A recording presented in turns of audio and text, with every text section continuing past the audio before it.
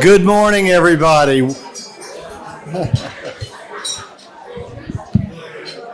Welcome home, Golden Eagles. What a great turnout.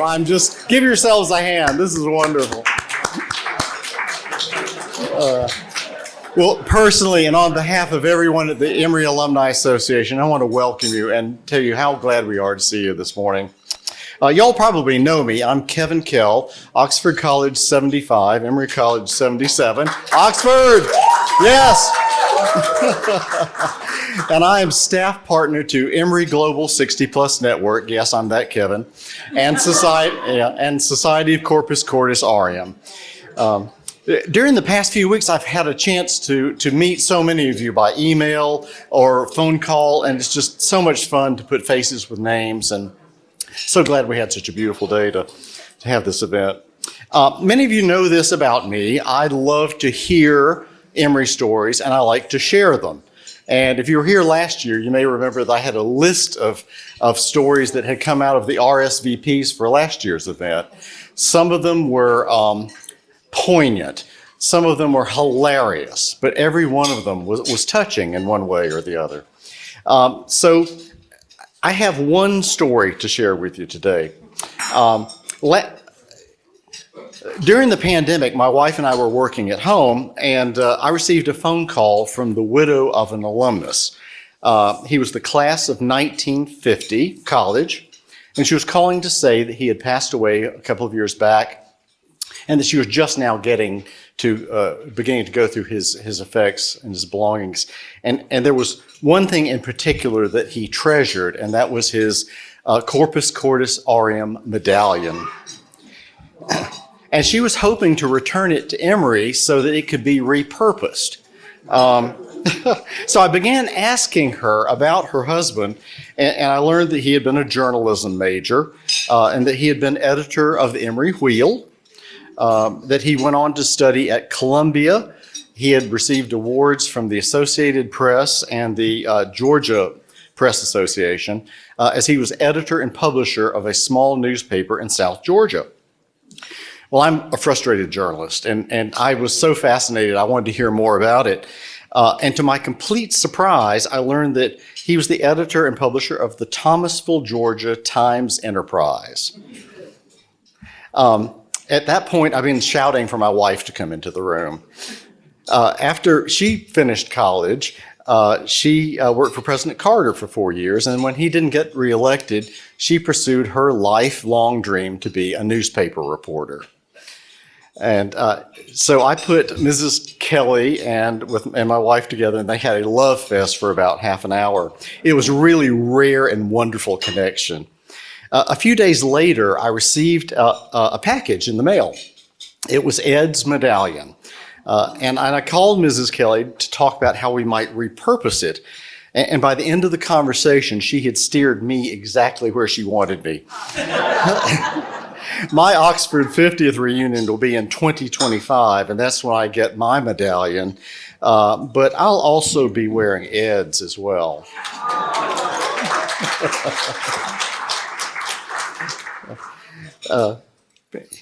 It was such an incredible coincidence that he'd given my wife her first job, and it was just so touching.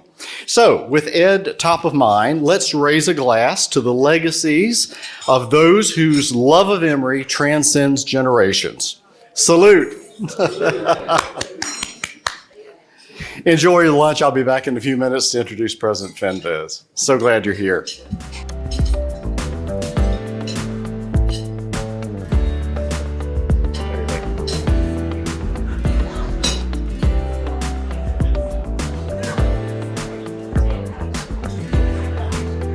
Everyone, can I have your attention, please? I hope you're enjoying lunch. We're going to go ahead and get started with our program, if you will. Okay. Great. Thank you so much. So I'm going to go off script here for just a second. Judd Black, please stand up. And show them your hoodie. old man who graduated from Emory.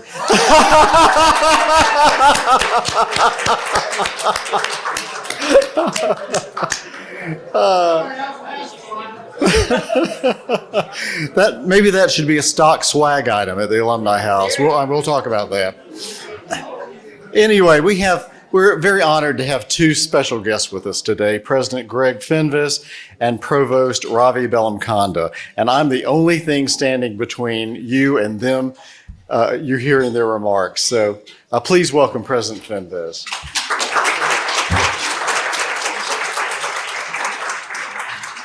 All right, well, thank you, Kevin, and good afternoon to everybody. What a beautiful day in Atlanta, Georgia, fall day in Atlanta, Georgia. I'm sorry my wife, Carmel, can't be here, but she loves being in a city with beautiful trees and 4 real seasons without too much extremes. But anyway, I want to welcome our Society of Corpus, Cordis, Aureum, Golden Alumni. It's wonderful to see you here, see you back on campus.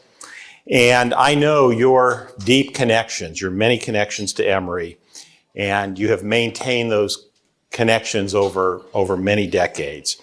And to me, it reminds me, as somebody who is relatively new to Emory, about the depth of the commitment and the power of the Emory experience each of you has had. It tells us about the education that you received at Emory, whatever your degree was, whatever your school was, that it was a lifelong education. And it also shows your dedication as alumni at Emory University long after you graduated. Now, if you've toured the campus lately, you've no doubt noticed some big changes. I think we got all the cranes down, and those projects have been completed, and wonderful additions to the physical campus. But it's just also such a beautiful campus. And just the other day, I was walking to my office in Convocation Hall, and some of the landscapers were out, and one of our campus service personnel came up to me, and his name was Scott, and he is one of the 2 horticulturists at Emory. And I said, you all do such a beautiful job. I just love coming through the gate every day, flowers, greenery, well-maintained, beautiful.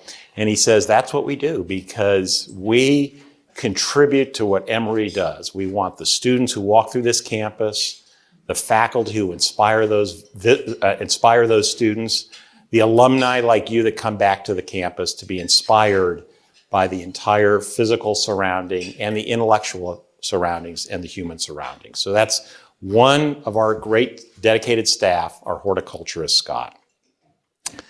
But an essential part of Emory is our long-standing mission and our core values, our outstanding students, the extraordinary faculty and researchers, all the ingredients that make Emory, well, what Emory is, are firmly in place and is the continuing, enduring foundation of this great university.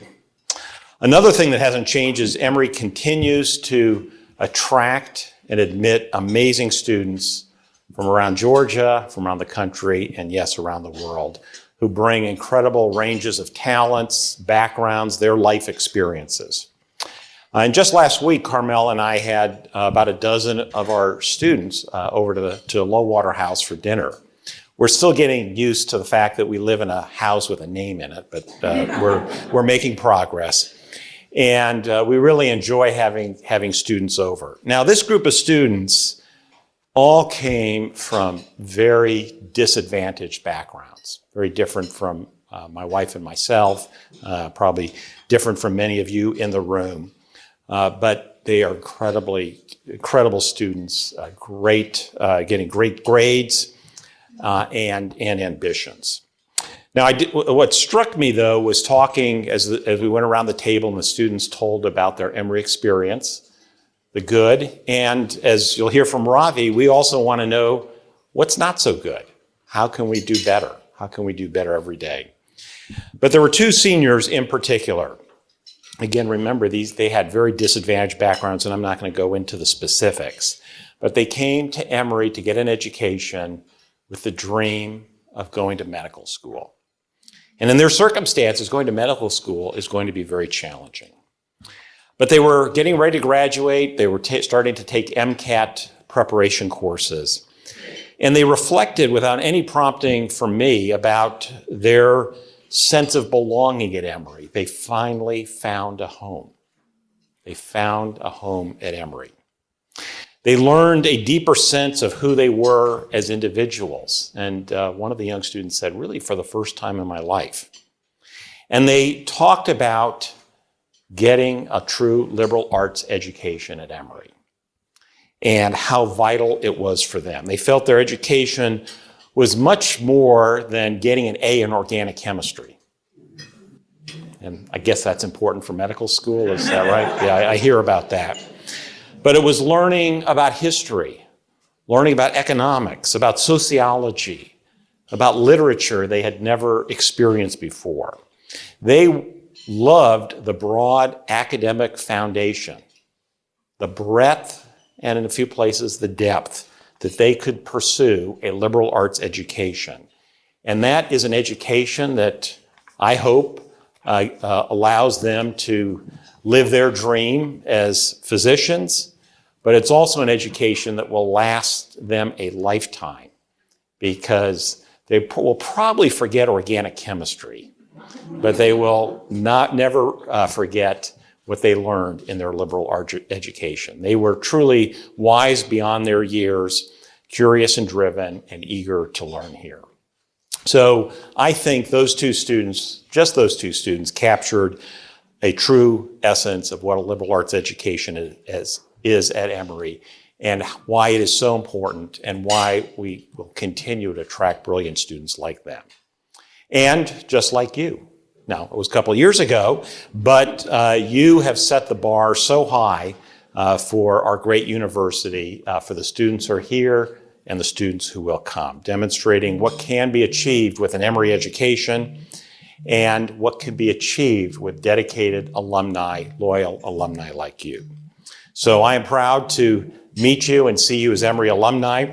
So please stay in touch. And of course, all our members of the Emory Alumni Association want to be able to keep in touch with you and work closely. And then when we have commencement, this incredible ceremony on the beautiful historic quad, please consider donning those golden robes and joining us for commencement next May. It would be an honor to see you there. So those are my introductory remarks. I'm going to get off and let our provost give his keynote speech. But let me tell you a little bit about our provost, Ravi Bellamkonda. Just a quick background about Ravi, who had been in Atlanta. He had been at Emory for a number of years, eventually chair of our first class biomedical engineering department that is joint between the School of Medicine at Emory and Georgia Tech, a close collaborator. Left, I won't say where he went to. It's a university that we will get better than them in the rankings, don't worry, that's our goal. It starts with a D and it's in a neighboring state. But Ravi, I was able to bring Ravi back to Emory in 2021, and really my first recruitment as a new president at Emory. Now, a couple of weeks ago, we had a Emory University Board of Trustees retreat, something that's done every 3 years. And at an event like this with trustees and their spouses, I said, Emory University now has the best leadership team of any university in the United States. And that is being led by our provost, our executive vice president for academic affairs, Ravi Bellamkonda. Thank you. Thank you, Greg. True honor to be here. Thank you for the kind introduction. I've been here since 2021. I knew Emory from a different vantage point in my previous life, like Greg alluded to. And one of the main things that brought me back was a love for Emory from my previous experience, but the leadership we had and the vision that Greg laid out in a meeting. It was during COVID times. So we met in Lalwater House and I was inspired from the first minute. I had heard of him and the work he had done before, and you're a big part of why I'm here, and so I appreciate you calling me here. I'll touch upon Lullwater House in a second, but first I want to acknowledge what an honor it is. All of you in this room know Emory in a deep and personal way, and your work and engagement with Emory affects Emory every day, our students, our faculty, and I'm deeply appreciative. In a certain sense, I feel a great responsibility for all of us at Emory who have the opportunity and the honor to lead this institution to be good stewards of this great institution that you so love. And this house is yours. This is our alumni house. And I'm delighted, Josh, I don't know if he's still listening, but all the work that Josh did to make this vibrant and bright and more windows. Josh likes windows, and I'm proud that we're meeting here. Speaking of houses, Greg alluded to Lullwater House. And on October 4th, Greg hosted a dinner for faculty who were inducted into the American Academy of Arts and Sciences. Now, this is a very prestigious society. And before I tell you about the society, and I'll tell you about Lullwater House and Greg. Greg hosts civic leaders, church leaders, politicians, students, faculty, staff, and Lullwater House has become, with Greg and Carmel living in it, a wonderful gathering place for Emory, and I want to thank you and Carmel for that. So at one such event, we were honoring 3 faculty members who had just been inducted into this really prestigious society, and it's arts and sciences, exemplifying Emory. One was Carlos Del Rio. Many of you may know him from CNN. Also works here on part-time. No, he's our interim dean of School of Medicine. Incredible researcher, passionate advocate for HIV. Has one of the largest grants we have, $50 million grant to study HIV. The other person recognized was Hank Klebanoff. Many of you, I heard journalism mentioned here. Kevin mentioned journalism. Hank, one of the more famous journalists in the country, Pulitzer Prize winning journalist, and he teaches our undergrads history through experiential learning and projects investigating the past. An incredible way to unravel the mysteries of history with a journalistic eye and rigor, but with a social conscience, if you will. A very uniquely American way to teach history. The third person recognized was Walter Millian, if you may know, an incredible professor who studies the intersection of imagery, both textual imagery as well as visual imagery, as it underlies art, theology, our notions of spirituality, and just one of the more famous people in the world, recognized appropriately by this thing. And just in that setting of 3, Emory is encapsulated in multiple ways. The venue was Lullwater House with President Fenwes. 3 incredible faculty members spanning medicine and art and history. And they were being recognized for the work that they've been doing at Emory that was just recognized as one of the top places by the society. And October 9th, it turns out, this was on the 4th, we announced 3 members inducted into the National Academy of Medicine. And that's an honor, 3, not 1, and it's very hard to be the This is a top honor for anybody in medicine, the National Academies. And we had 3 in the same year. One of them was Igo Fortgun, who studies long-term effects of HIV, particularly as it pertains to women. In fact, in 2015, he led a study that changed the FDA guidance on the drug regimens that we use so that they would be more friendly to women afflicted with HIV over long term. So the work being done here directly changes people's lives. And in fact, there was a journal of tech transfer that came out with an article, I think last year, telling us, examining the number of drugs that are outside, speaking of biomedical research, number of drugs that are in patients helping, and from 1973 to 2016 or something like this, they did an analysis. Where did the drugs come from? How did they come to be? And how can we do better in making more new medicines come to the market so those of us who have somebody, loved one who's suffering or ourselves can benefit? In this analysis, they showed that of all the public institutions that had drugs coming out, contributing, Emory ranked third in the world, contributing to the number of drugs out in the market, saving lives. And if you're wondering who number one was, it was the National Institutes of Health. Number two was the entire UC system, the University of California system, all the campuses put together. And number three was Emory University at 18 drugs. We have reason to be proud of Emory University. And sure enough, our research for the first time, thanks to the Woodruff Foundation's original belief in this regional school that is now a national powerhouse, we crossed $1 billion of extramural funded research at Emory University just this year, thanks to the amazing work of our scientists and researchers across the board. We have multiple reasons to be proud of Emory.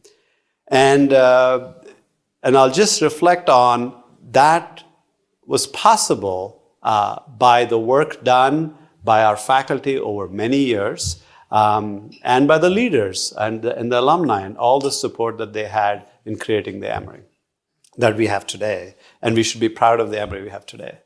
But I can't help but think that we are together co-creating the Emory of tomorrow as we engage today. And I'd like to give you a glimpse of the Emory of tomorrow through the work that we are doing today in honor of those who will be in this room 50 years from now. One of the things we're working on is this thing you've heard about artificial intelligence. Now, you all talked about this. My speech was not written by AI, just so you know. Part of me is thinking, is this hype? We've heard about such things before. There's a lot of hype on cryptocurrencies and blockchain. Is this one of those fads? And I'd like to share with you that I don't think so, for one reason. In computer science, if you'll forgive me to be a professor for just 2 seconds, in computer science, there's a test called the Turing test. And we have a computer scientist, a legit computer scientist. I'm a pretend computer scientist. He's a real one. So correct me if I'm wrong. The Turing test was something like this. If you had a screen and something behind a screen, and you interacted with that something, and you asked it questions, you interacted with it, had a conversation, gave it something to do, would you be able to tell if that thing behind the machine was a person or a machine? Until 2 years ago, every machine algorithm we had failed that test. But something changed 2 to 3 years ago. We are unable to tell. That is significant, at least in text conversations. And so there is something happening that we have to acknowledge in artificial intelligence. It is a very powerful way to deal with complex data that is available in the world. And there is an opportunity to marshal it for good. And so when President Fenwick first came to Emory, he talked to the trustees in his interview about the importance for Emory to look at this. And when I came, both of us had a conversation and we said, well, should Emory be doing this? We have Georgia Tech down the road. MIT wanted to start a school of computing. So what is our role? Google has, 10,000 engineers working on this, right? So we decided that actually Emory has a very particular role we can play in this. And not only it's a role, it's a necessary thing for the world. And this is what we're thinking. The challenge with artificial intelligence is not so much making new algorithms that fool other people about what's behind the screen. The challenge is, can it be used to cure cancer, to find new drugs, to help us detect cancer earlier? Can it be used to create new businesses so the US continues to thrive and lead the world economically? Can it be used as a lens to examine our social justice system, our law, so that we can be more just in administering what our laws say? These domains of health, business, law, social sciences are the domains that Emory excels at. And it turns out that the world is full of AI computer scientists who know AI and computer science, and the world is full of these domain experts, lawyers, doctors, philosophers, but they're not bilingual people. What Emory is trying to do with an initiative that we're calling AI.Humanity is to create bilingual people who are able to harness the power of this great tool to point it towards things that we care about at Emory: human health and law and business. So under President Fenwise's leadership, we found the resources to hire 40 new faculty in 18 months. This is also characteristics of his leadership. When we say we do something, we do something.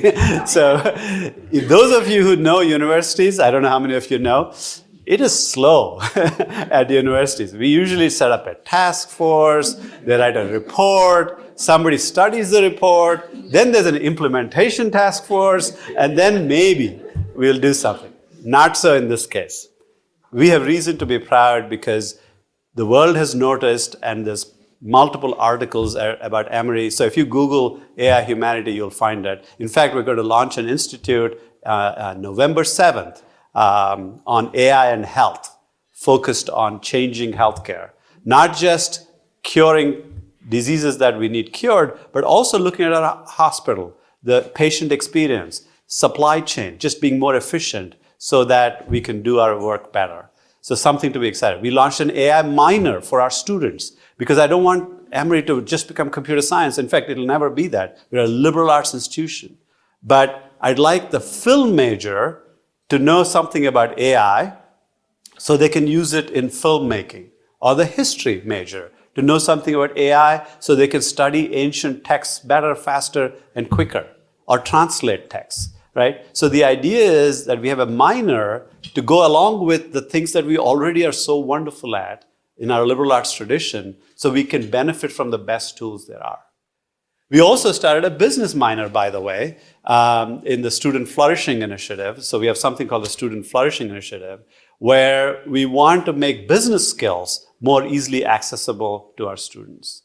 And I'll tell you, along with AI, we're also doing some research initiatives. I'll come back to flourishing in a second. We're investing in climate research, and we just announced an initiative in arts and humanistic inquiry.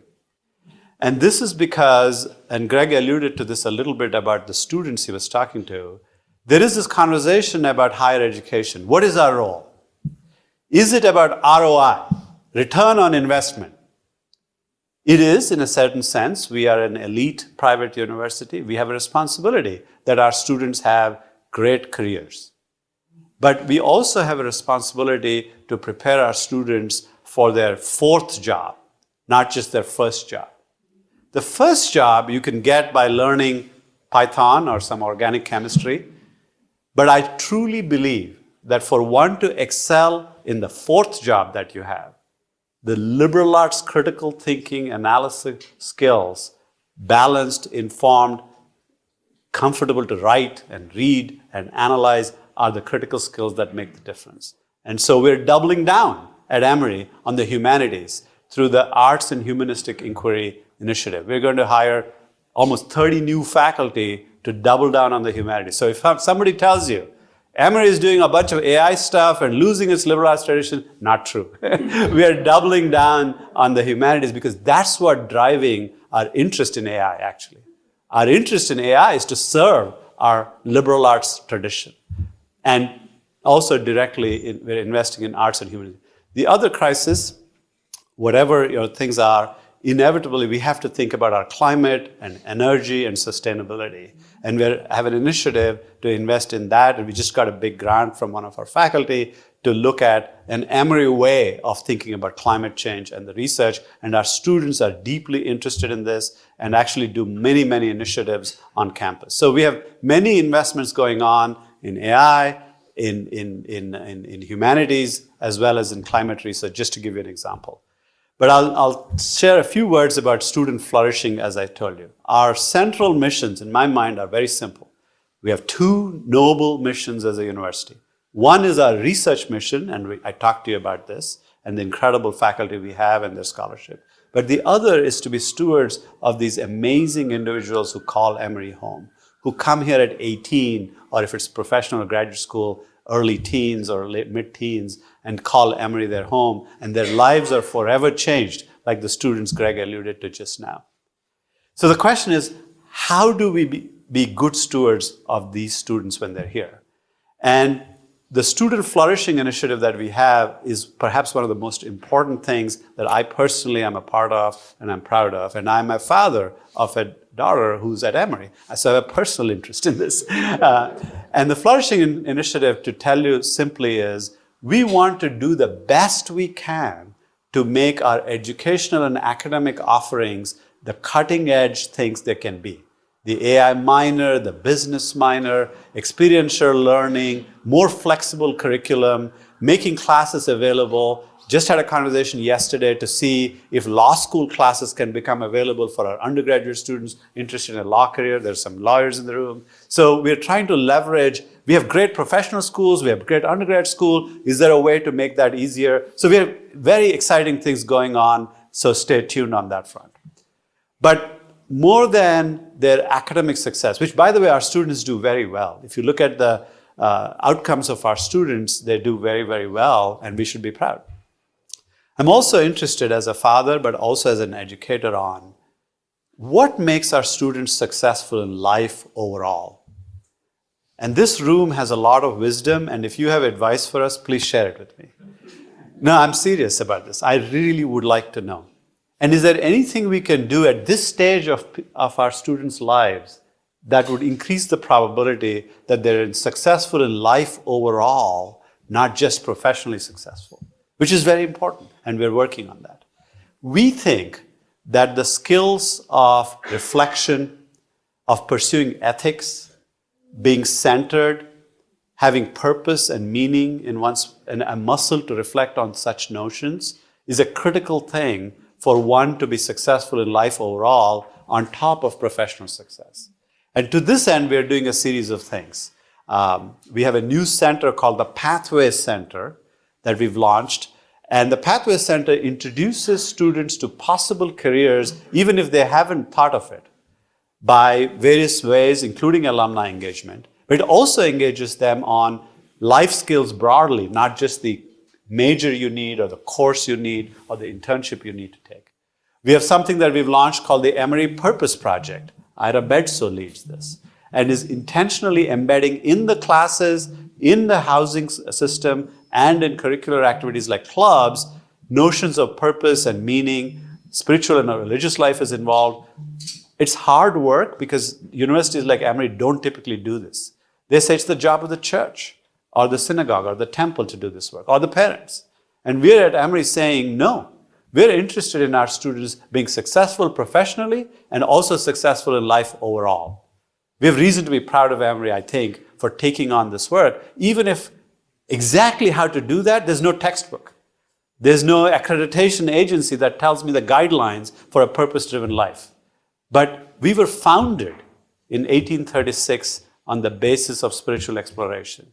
And we are true to our roots when we take this mission on. Even when we are in research, $1 billion research enterprise, we don't lose sight of our roots and this importance of purpose and meaning and ethics.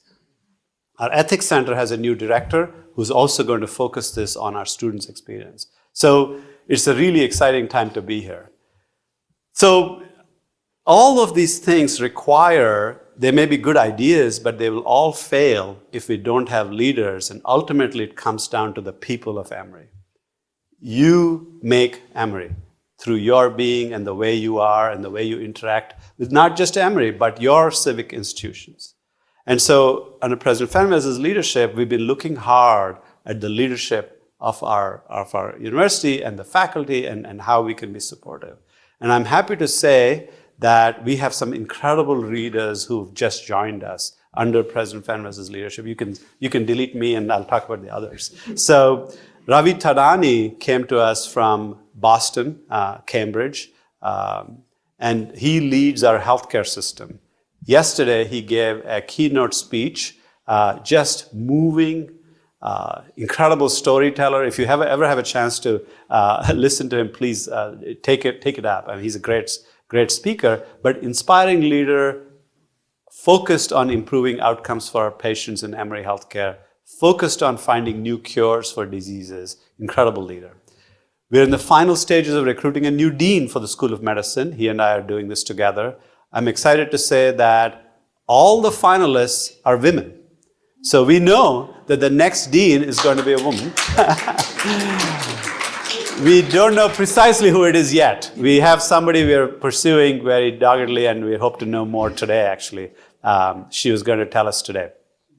So we're hoping she will come here. I'm very excited about this person. Incredible leader. Both the two finalists are in the space of cancer oncology. So that's all I'll say now in the interest of confidentiality. We're also looking closely at our law school and the next leader for the law school. I'm excited again. We have two finalists. I'm excited about both of them. I have to talk to Greg about this. So we have to make a final call. But either way, we will be in great shape with the law school. I have been spending a lot of time with the law school faculty and staff and students doing analytics on the numbers. I'm confident about the law school's future, but we have some work. Its endowment is very small. It needs more scholarship money. If it sounds like I'm asking you for money, maybe, but I'm sorry. The law school is a special part of Emory, and I'm personally vested in it doing very, very well. So we're working on that. We have Dina Hard at Oxford. I know I was sitting at the Oxford table here. So Dina Hard, incredible leader, came to us from Loyola in Chicago. From day one, she feels home at Oxford. It's amazing. She was recently, a dean was telling me, a different dean was visiting her and said, Ravi, she's only been here 2 weeks and she knows everybody's names, right? She knew the students' names, the custodial staff's names. I'm like, how is that possible? She's that kind of person. So if you haven't met Dina Hart, please say hi to her. We have Dean Barbara Krautheimer, who's new, came to us. She's a historian, accomplished, and she's the Dean of Emory College of Arts and Sciences. Incredible leader, dedicated to students and their outcome, dedicated to scholarship. We're proud to have her be here. We're doing a search for the Candler School. I know there's some Candler people in the room. Jan Love. I love Dean Love, if I may say that. She's been incredible. She was the interim provost, and I'm very grateful for her for the leadership she showed during COVID at a very difficult time personally for her. She led the university in an admirable way, was the provost when Greg came here. And she's stepping down after many years of service. I begged her to continue for a little longer, but she's done her duty, so I couldn't change her mind. But we will look and identify a great dean for the Candler School. The theology schools are not ranked, but I'm confident if somebody were to rank it, we would be in the top 4, top 5 for sure. And so we have a great school of theology, and Jan Love has been an unbelievable leader. So I'm optimistic. I don't know if I missed a school, but I'm optimistic about, Nursing, yes. So I'll say 2 other things about great leaders. I have news on nursing. I appreciate that. So actually, my wife is in the nursing school, so she would kill me if I didn't mention it. So nursing school actually is an amazing Emory story. So when Linda McCauley came to the nursing school, we were ranked in the high 20s. And now we're the number 2 school of nursing, and the challenge is to become the number 1 school of nursing.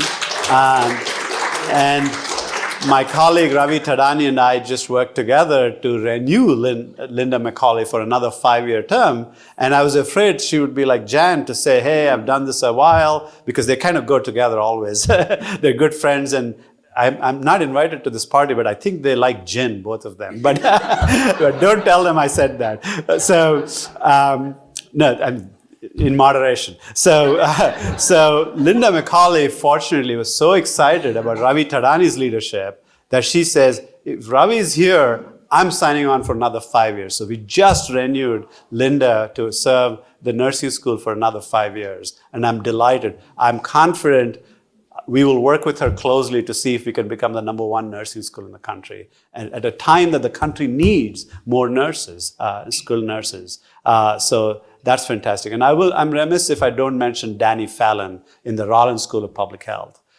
She just got inducted to the National Academy of Medicine. I told you 3 people got inducted. Danny Fallon was one of them. She's an incredible scientist, interested in mental health as well as maternal health, accomplished scholar, and it's very hard to fill Jim Curran's shoes, right? And Jim Curran is a legend. He took a school that had, $2 million of endowment, and when he stepped down, it was a $160 million endowment with a pledge for another 100. So this is hard to follow, but Danny has done an admirable job, feels right at home at Emory, incredible leader. So I'll just end on this note.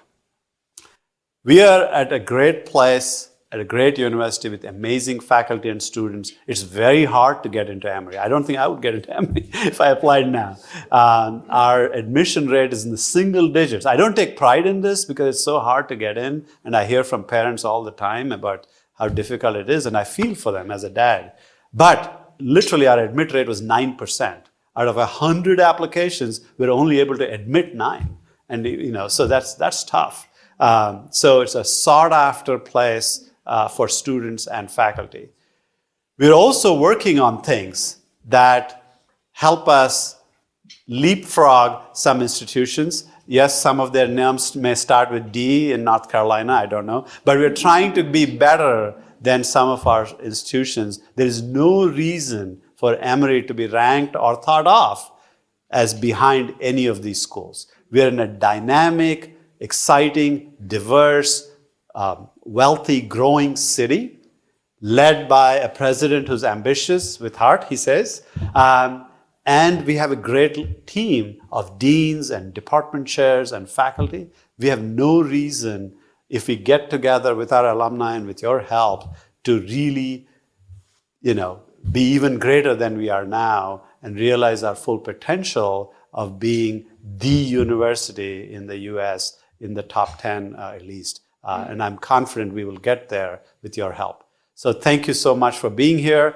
Thank you for listening to my impressions of Emory. I've been here 2.5 years now. And what I see, I love. And I'm honored to be here with you today. And thank you for continuing to be engaged with Emory. So.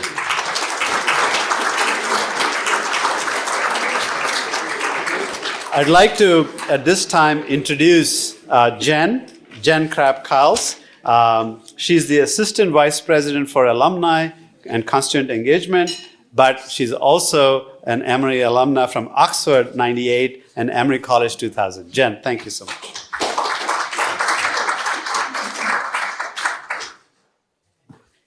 Thank you all so much. Could you please join me in a round of applause for our incredible leadership, President Fembes and Provost Belanconga. And while we are applauding, please join me in thanking our leadership engagement team who has meticulously put on this wonderful event for you all.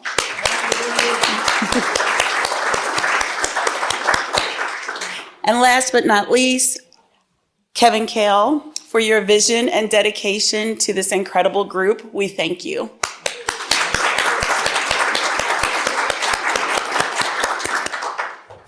I had the distinct pleasure of attending the 60th reunion earlier this month. And at this gathering, my good friend Marvin Hardy from Oxford, who co-chaired the reunion, captured the ethos of the Emory alumni in his opening remarks. I will paraphrase since there is no way that I can eloquently deliver this in the way that Marvin does. But he said that Emory alumni are known for their understated generosity, both in their talent and in their contribution to the betterment of the world. It is your generosity and collective wisdom of life and experiences that continue to support Emory's mission to bring light, knowledge, and healing to the world. You are the golden thread in the rich tapestry that is the Emory community. And as the leader of the Emory Alumni Association, I thank you on behalf of our alumni for setting a shining example of what we are to follow. So we look forward to seeing you all in May in your golden robes, as President Bemba said. And a reminder that this is an annual event, and so we want to see you every year. Now, please join us on the Oxford porch as we continue to fellowship.